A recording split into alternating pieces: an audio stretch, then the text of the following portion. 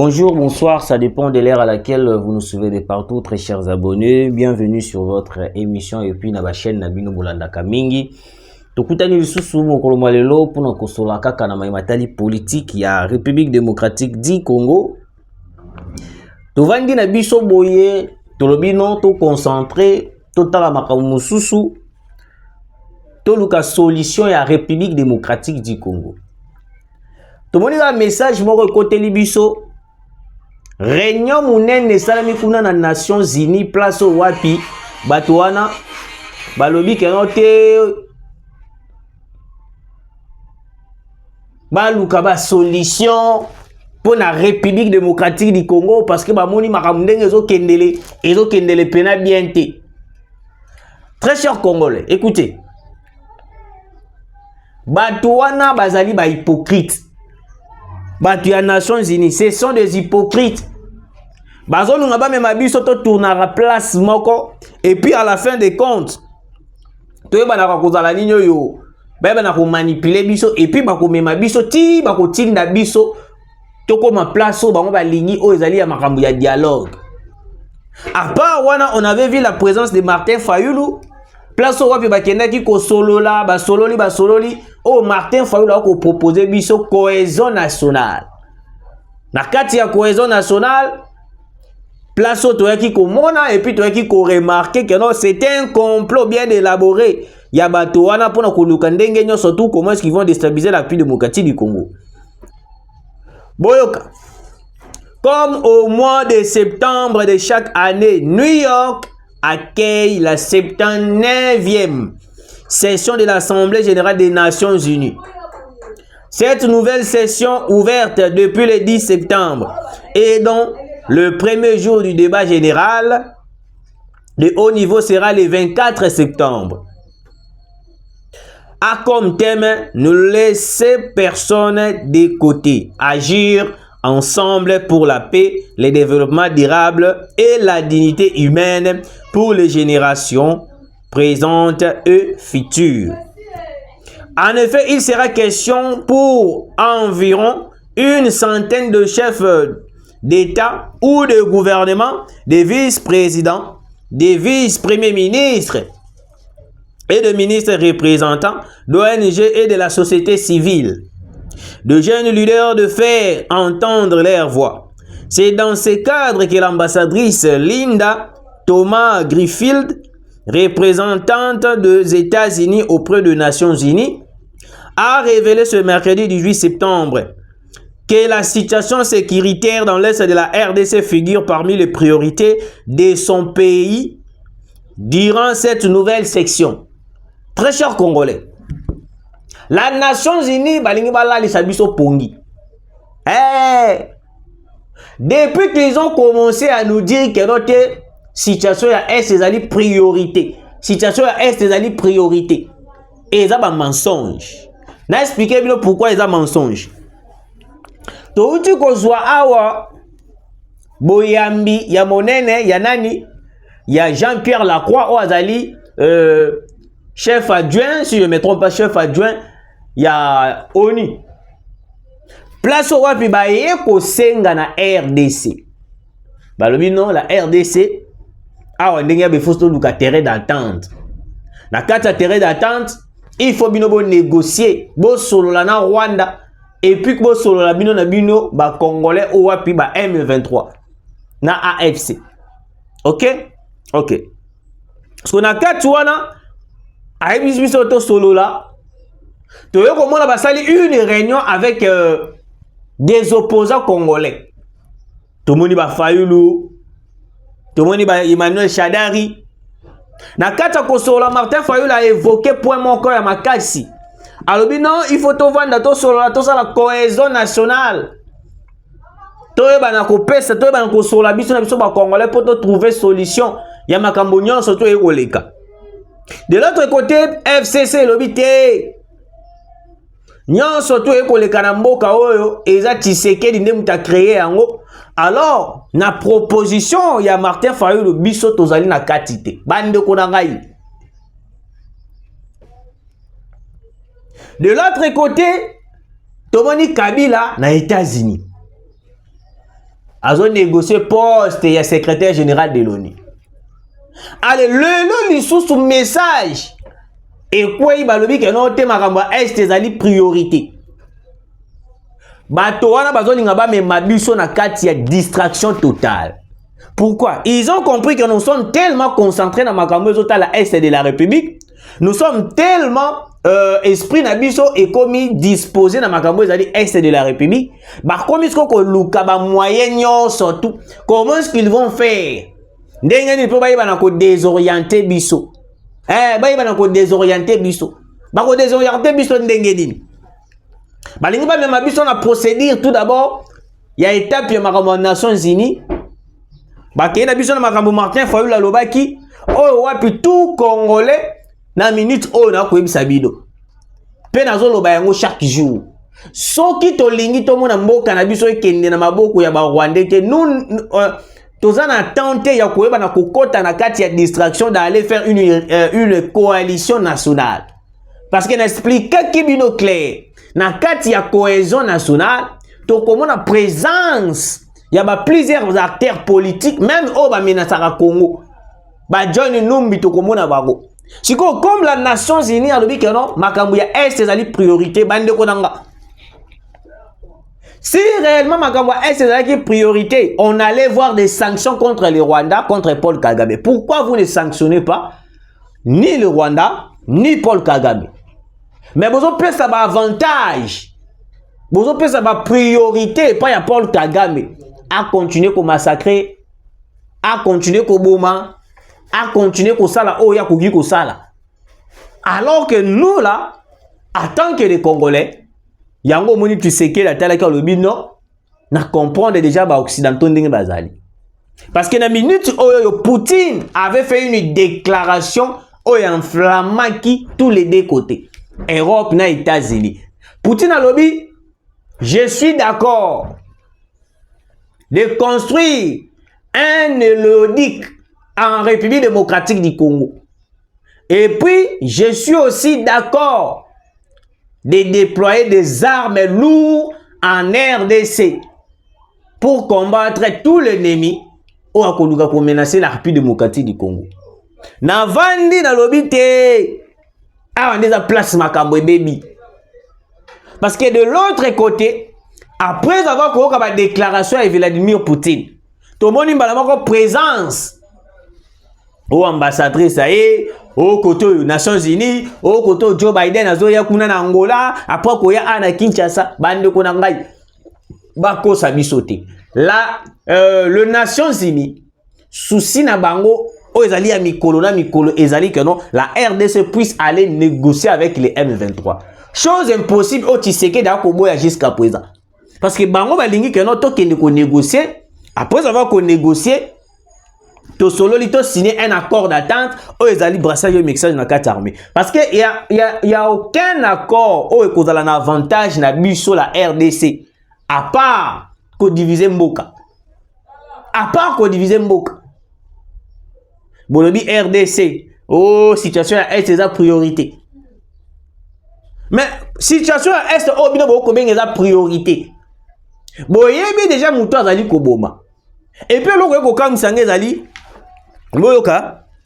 Union européenne a vendu à qui signer accord avec le Rwanda. En signant les accords avec le Rwanda, l'Union européenne y a moko conscience na yezo ko sala que non. Awa ndenge eza boye. Rwanda za na minerai. Rwanda zana ni loko eko bimisa minéré. Mais il s'est permis capable. Il s'est dit capable à signer un accord na Rwanda. Exportation de minéraux tout là-bas ça là. Mais à la fin de compte, bah eko bimisa sur rapport que le Rwanda ndenga zali bongo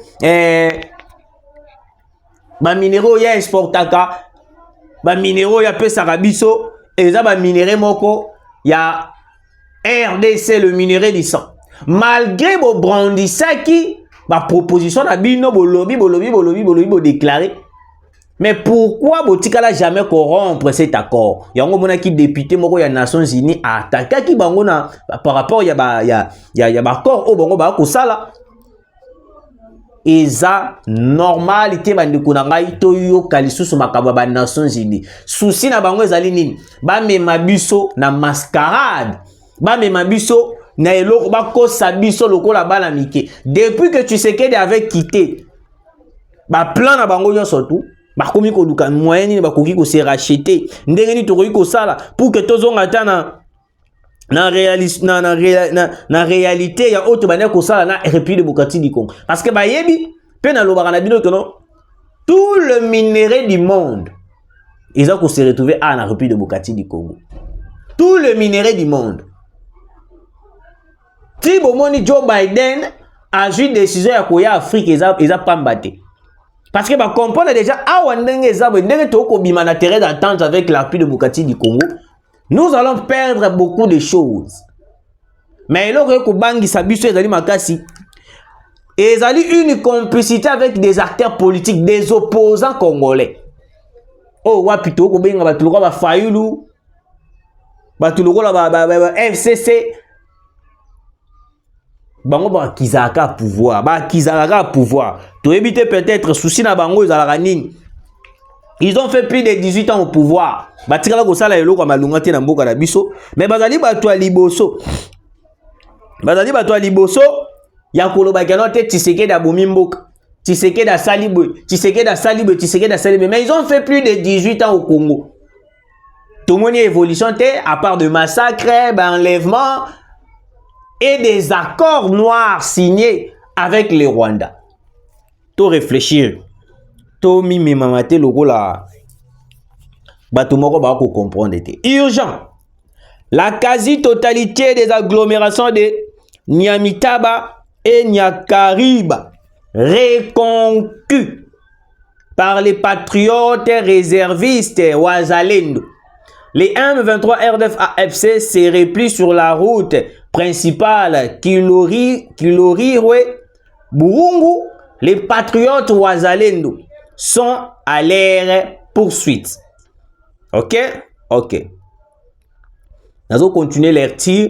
Les forces armées de la République démocratique du Congo, FARDC, ont annoncé sur leur compte officiel X Twitter la reconquête de plusieurs villages et villes stratégiques dans le territoire de Rutshuru et ses environs entre les mains de rebelles M23 soutenus par le Rwanda. L'annonce a été faite lundi 16.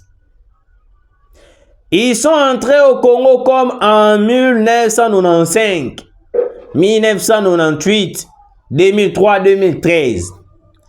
Ils ont oublié que le Congo de Tshisekedi est trop différent de leur ami Kabila aujourd'hui. Leurs sales corps enrichissent nos terres.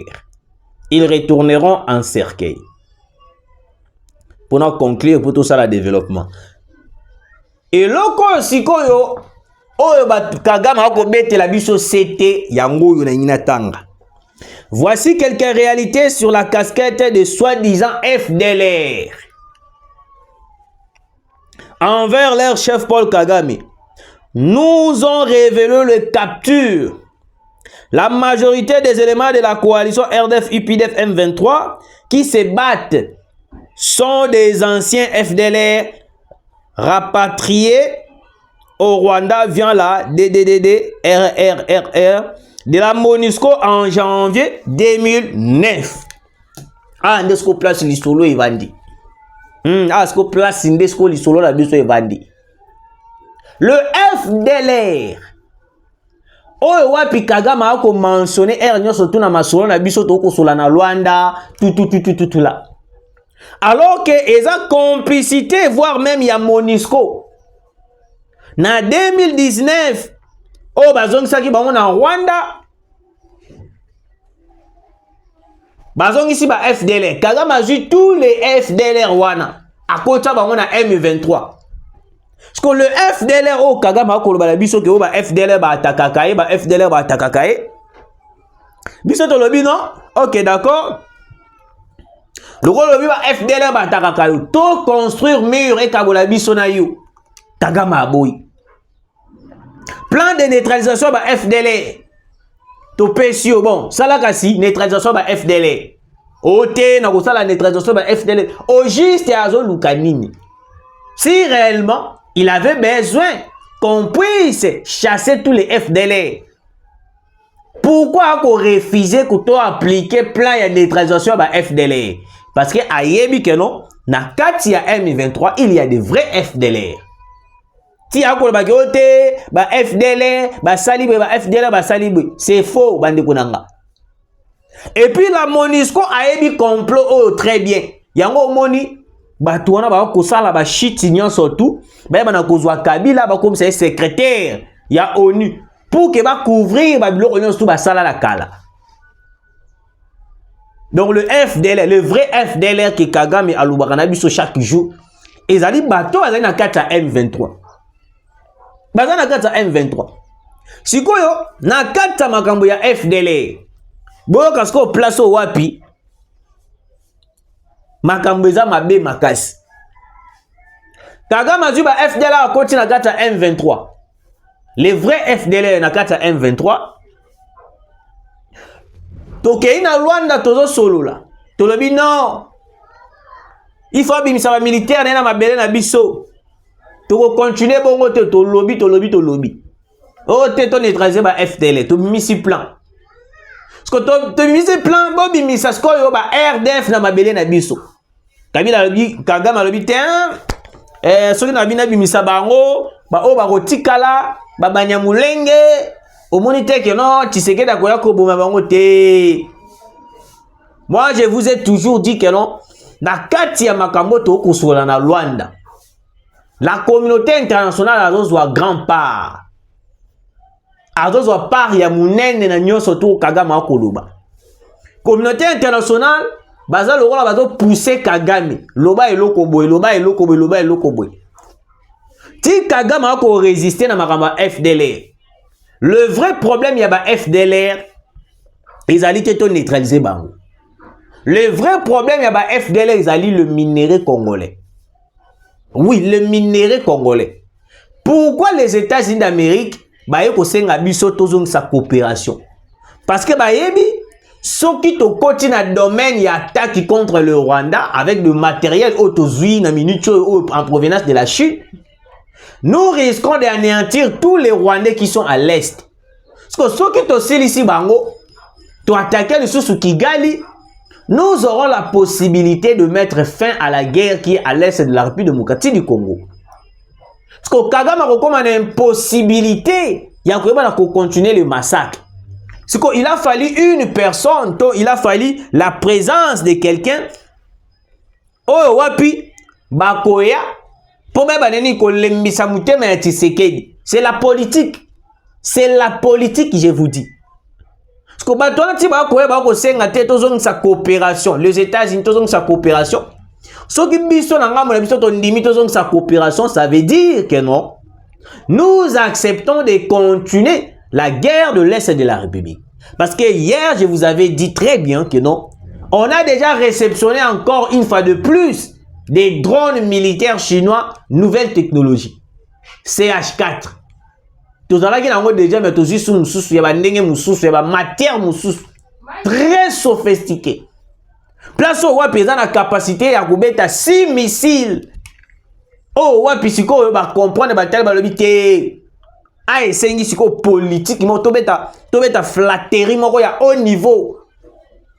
Yango moni ba sali déclaration te makamba est sa priorité te. Arrêtez de nous mentir. Le problème de l'Est de la République n'est pas une priorité pour les Occidentaux. Le problème de l'Est de la République est un problème qui nous ciné encore brassage, mixage au sein de l'armée. Batouana ne ba na posa ya bongo. Tu as dit qu'on utiliser Kabila. Pourquoi? Parce que bayebi soki lelo to kangi Kabila AFC kukufa. Parce que Kabila za logo la mwanga chushu. Kabila za boîte à Pandore. Et bien bayebi te Kabila za boîte à Pandore. Kabila na ba secret moko aza ko détenir o ezali soki to zuye na maboko na biso boy. Même la communauté internationale naza si ba ko kima biso. Chose bizarre. Na pays a colonisé biso, a commis qu'on coopérer contre biso la Belgique. Ta degré à complot. Y'a moni mo konzamboka en ce moment. tout le voyage et dans la roi et dans la Angola et dans la Brazzaville, il faut tout katanon ba makambwa. Et tout katanon ba voyage wana nyonso tout parce que nous avons compris que non cette complicité ils ont visé à quoi ça Tshisekedi et la complicité de mon roi bakasi ils ont des personnes ba sangani pour ba quoi ça Tshisekedi té ils ont la communauté internationale baza capable ya kosala plan ou basalaka na 1994 na ko rappeler yango té parce que boyebi yango. Après être capturés par le Wazalendo, ils ont confirmé que sur 1434 FDLR répatriés au Rwanda via DDD RRR de l'an 2009, soit 85% ont retourné combattre aux côtés de la coalition RDF, UPDF, M23 et 15% ont été tués. Selon eux, ils ont été notifiés qu'ils n'ont plus de parcelles au Rwanda. Donc, 85% ba FDLR bazonga Rwanda bakena ko bunda pembeni ya M23. Parce que 15% ba FDLR batalaka babité parce que misusu baboyaka ko bunda bazwa ba misusu baboyi bazwa ko résister baboma ba. Mais la communauté internationale silencieux pour na bango biso ndem toko soutenir ba FDLR. Tout dans la place cité autoriko kimila auprès de la communauté internationale. Pour terminer cette émission, très chers Congolais, la Chine vient de déployer, vient d'installer 6 bases militaires na Goma. Wana kolobela yango na deuxième numéro. Na 6 bases militaires na Goma. Oyo wapi directement nous allons attaquer. Ha. Match eza ko baluka bande kunanga tutiela ki bango manyoko na mai na minute ndenge za boye. Pas question de blaguer, pas question de kende sous pour parler to sola na Rwanda, tout ça sous na temps na te. Na minute temps na biso komisko attaquer directement le Rwanda. Je vous rassure, avant de la fin de l'année, pour mon Rwanda commis poussière avec Tshisekedi c'est possible. Ouais, merci de nous avoir suivis très chers Congolais. Mambote nabino bi place nyos tout bozali. Tu peux si pe mbote na Mama Pauline Lumumba wa ko landa biso depuis quelque part et puis na ba landignos tout ya RDC monde bo continuer ko s'abonner bo liker ko sala biso vrai mia tout kutani mbala simba.